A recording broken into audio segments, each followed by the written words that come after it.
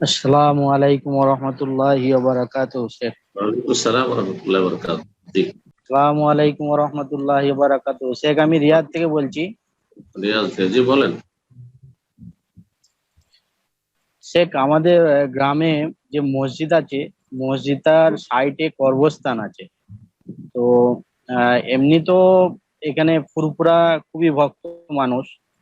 তো হুম। সেই মসজিদে নামাজ পড়া কথা কি সহি হবে বা নামাজ পড়া যাবে কি? মসজিদের বাইরে কবর আছে, মোটামুটি কবরস্থান মসজিদটা আছে, তাই না? কবরস্থানের এরিয়ার মধ্যেই মসজিদটা আছে। অসুবিধা নাই। মানে মসজিদের নিচে কবর নাই তো, বা মসজিদের ভিতরে? জি না, না, জি না। জি, তাহলে সালাত হবে ইনশাআল্লাহ।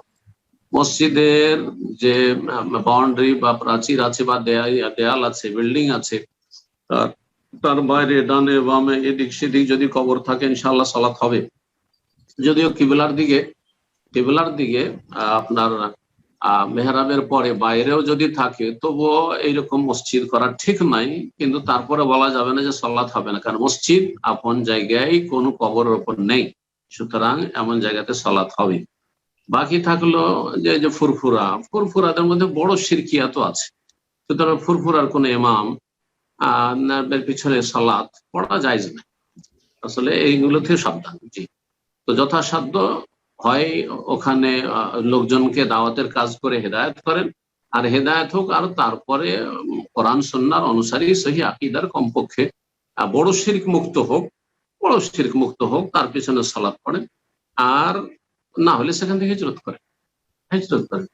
কিন্তু বড় শিরকি আকীদা রাখে, যে সেজদা, যে কয়েকদিন আগে আপনার সোশ্যাল মিডিয়াতে অনেকে দেখেছেন, আর আপনার বাড়ি যেহেতু ফুরফুরা জানছেন, যে এক মহিলা এসে কবরে সেজদা করছে আর সেজদা করাচ্ছে, পীর তাদের সাথে করে নিয়ে বেড়াচ্ছে আর গিয়ে সেজদা করাচ্ছে মহিলাকে। আউযু বিল্লাহি মিনাশ শাইতানির রাজিম। আল্লাহু আকবার। এরা যদি মুসলিম হয় তাহলে ফেরাউনও মুসলিম। হ্যাঁ, কোন পার্থক্যটা আছে? গায়রুল্লাহকে সেজদা করছে। সুতরাং তাদের পেছনে সালাত পড়া জায়েজ নয়। জি।